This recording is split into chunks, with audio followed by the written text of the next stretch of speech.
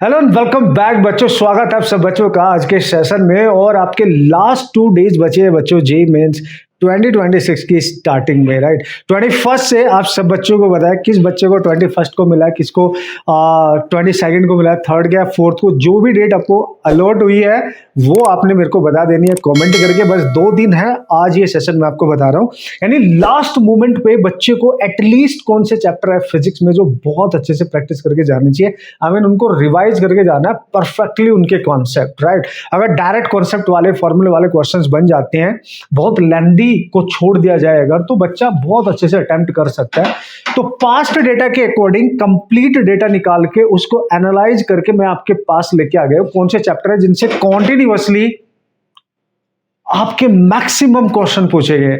2 list मैंने आपके लिए तैयार कर दी है जिससे लास्ट मोमेंट का रिवीजन आपका बेस्ट रिवीजन होके जाए और आप कॉन्फिडेंस के साथ जाने वाले हैं अपने एंट्रेंस को देने के लिए, राइट। तो ये दोनों लिस्ट अपने पास रखना, उसी तरीके से इनकी प्रैक्टिस करना, क्योंकि गाइस यहां से सबसे ज्यादा क्वेश्चंस आए। मतलब अगर मैं आपको बताऊंगा लिस्ट 1 और लिस्ट 2 को मैं यहां पे आपके लिए रख दूंगा, बहुत ध्यान से इसको आप देख लेना। तो अगर लिस्ट ए की मैं बात करूं तो कौन से चैप्टर है बच्चे, और अगर मैं लिस्ट बी की बात करूंगा तो फिर कौन से चैप्टर आपके पास होने वाले हैं। This is super amazing to all of you, right. Yes, जिससे आपका टाइम बचे, आपकी एनर्जी बचे, आपके अंदर कॉन्फिडेंस आए, आप हर उस चीज में फोकस करके जाए जिससे क्वेश्चंस एक्चुअली में सबसे ज्यादा पूछे जाते हैं, ना कि हमारी एनर्जी इधर उधर वेस्ट हो जाए, राइट। तो सबसे पहले अगर लिस्ट 1 पे बात करेंगे, जहां पे आप 50+ मार्क्स गेन कर सकते हैं केवल इन चैप्टर्स को मास्टर करके, ये गारंटी है ना। क्योंकि ये ऐसे नहीं बोला जा रहा है, ये लास्ट ईयर की पूरी शिफ्ट 2025 2024 इन सबको शिफ्ट को देखते हुए और कहां से किस टॉपिक से किस चैप्टर से कितने क्वेश्चन है सब कुछ आपके सामने रखा जा रहा है। तो बच्चे सबसे पहले मैं इन शॉर्ट नाम लिखूंगा सीई यानी करंट इलेक्ट्रिसिटी, सबसे पहला चैप्टर है तुम्हारा। फिर आपके पास आएगा second MEC magnetic of effect of current, दूसरा चैप्टर है तुम्हारा। ऑब्वियसली तीसरा आपका मॉडर्न फिजिक्स आएगा जिसमें सब कुछ आएगा बॉस, ये ध्यान रखना। मॉडर्न फिजिक्स मतलब इसमें एटम, न्यूक्लियाई, ड्यूअल नेचर सब कुछ इसमें इंक्लूड है बॉस, ठीक है। Okay sir. और उसके बाद ऑब्वियसली गाइस फोर्थ आपके पास आएगा रे ऑप्टिक्स। अब मान लेना टफ इजी सब यहीं से बनते हैं लेकिन क्वेश्चंस तो आते हैं। और फिफ्थ की अगर मैं बात करूं बच्चे तो तेरे को यहाँ पे याद रखना है यूनिट एंड डायमेंशन, जो कि आपके लिए घना आसान पढ़ने वाला है। सिक्स्थ अगर इसी में मैं लिख दूं तो सेमीकंडक्टर से जो भी क्वेश्चन आएगा नॉर्मली बच्चा उसको सॉल्व कर सकता है, इसलिए इस लिस्ट में हमने रख दिया है। और कॉन्टिन्यूअसली क्वेश्चन पूछे जाने के चांस बने होते हैं और आए हैं ऑब्वियसली। सेवेंथ का अगर मैं बात करूंगा बच्चे तेरे लिए यहाँ पे, दैट इज द इलेक्ट्रोस्टैटिक्स से भी क्वेश्चंस आते हैं, लेकिन सम टाइम कुछ अच्छे लेवल के क्वेश्चंस यहाँ पे बनते हुए आपको दिखेंगे। और नेक्स्ट अगर बात करूंगा तो केटीजी बॉस, ये बिल्कुल 100% आपको आना चाहिए। और छोटा सा प्यारा सा ईएम वेव, ठीक है, इलेक्ट्रोमैग्नेटिक वेव, 1 से 2 क्वेश्चंस ऐसे टपक जाते हैं बॉस। तो ये वो चैप्टर्स है एटलीस्ट जिनको आपने अच्छे से मास्टर करके जाना है।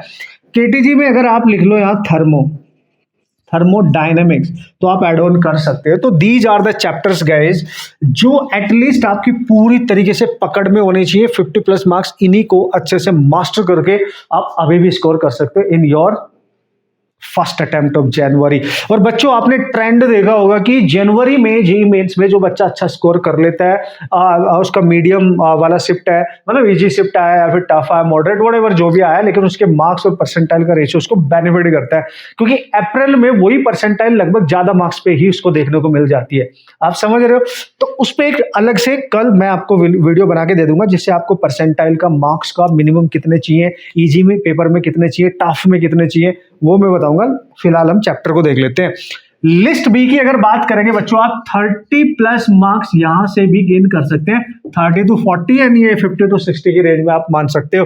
तो ये लिस्ट बी के नेक्स्ट चैप्टर्स हैं जो आपको इनके बाद करके ही जाने हैं। अल्टरनेटिंग करंट देख लो बच्चों आप, और वर्क पावर एनर्जी आप क्लास 11 से देख लेंगे, और रोटेशन भी आप यहाँ पे इंक्लूड करके जाएंगे, ठीक है। और आपके पास कैपेसिटेंस आएगी, आपने देखा होगा हर सेट में भाई, हर शिफ्ट में, है ना, लगभग कैपेसिटेंस का क्वेश्चन आपको देखने को मिल ही जाता है।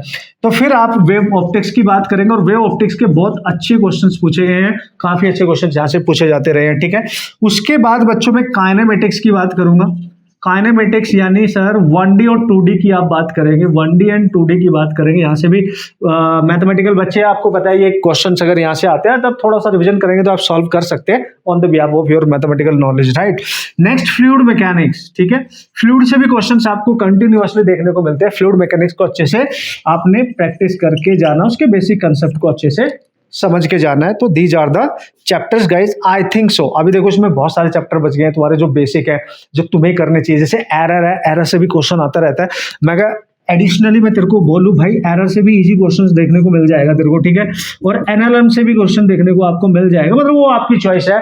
बच्चे हालांकि करके जाते ही हैं, but these are the chapters जो सेकंड लिस्ट में आते हैं, जो इतने मार्क्स आपको दिला देंगे। And these are the chapters जितने मार्क्स आपको दिला देंगे, और इनसे सबसे ज्यादा न्यूमेरिकल पूछे गए हैं शिफ्ट 1 शिफ्ट 2 को मिला के, मॉर्निंग इवनिंग मिला के।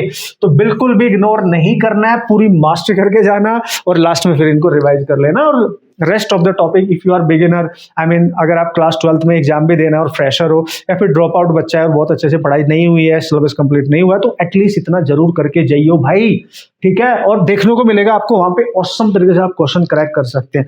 बाकी आप प्रैक्टिस कर रहे होंगे, मॉक टेस्ट भयंकर देने हैं, देते रहने, लास्ट तक देते रहने हैं भाई, उनकी प्रैक्टिस करते रहना।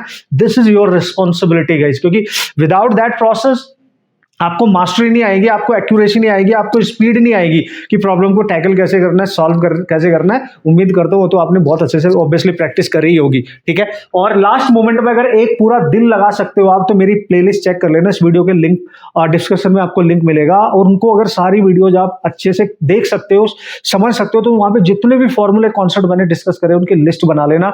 100% तुम्हें हेल्प मिलेगी। मैंने लास्ट ईयर भी डाली थी भाई, एक नंबर मैंने चैप्टर वाइज वहां पे बना के डाली है, कंप्लीट प्लेलिस्ट, राइट। हाँ, हालांकि तुम्हें समय लगेगा, लेकिन अगर एक दिन भी आप अच्छे से उस पर इन्वेस्ट कर लेते हो तो बहुत अच्छी प्रैक्टिस बच्चों आपकी हो जाएगी। न्यूमेरिकल भी पता चल जाएंगे और तुम्हें कॉन्सेप्ट फॉर्मूले तो सारे एक्यूरेटली तुम्हारे क्लियर हो जाएंगे, गारंटी, राइट। ये जरूर करके जाना, बाकी मैं तुम्हारे ऊपर छोड़ता हूं बच्चों।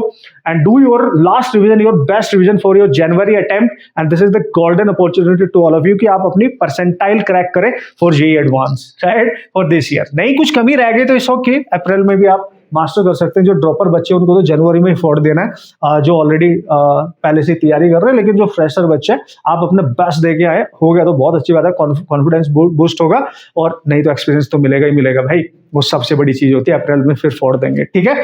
ओके गाइस, मेरी शुभकामनाएं आप सब बच्चों के साथ है। मैं चाहूंगा हर बच्चे का पेपर बेस्ट जाए और बहुत अच्छे से वो प्रैक्टिस करके आए। नेक्स्ट वीडियो में, जो कि जल्दी मैं आपको दे दूंगा गाइस, अभी दे दूंगा मतलब कल तक आपको मिल जाएगी, उसमें मैं कंप्लीट एनालिसिस तुम्हारे को बता दूंगा कि कितने आपको मार्क्स एटलीस्ट चाहिए और किस तरीके से अटेम्प्ट करके आना है कि वो मार्क्स तुम गेन कर सको।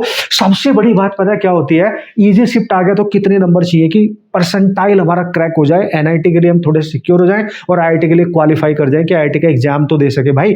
उतना टफ आएगा तो कितने मिनिमम मार्क्स है, ये सब बताऊंगा, डोंट वरी। पेपर कैसे अटेम्प्ट करना है बेस्ट तरीके से, ये भी बताऊंगा। केमिस्ट्री मैथमेटिक्स को अच्छे से प्रैक्टिस करते रहना भाई अपने बिहाफ पे, ठीक है बच्चों।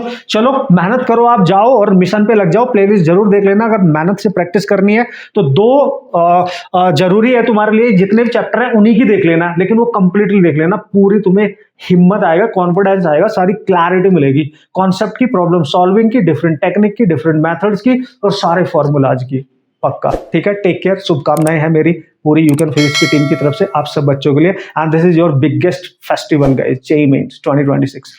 All the best.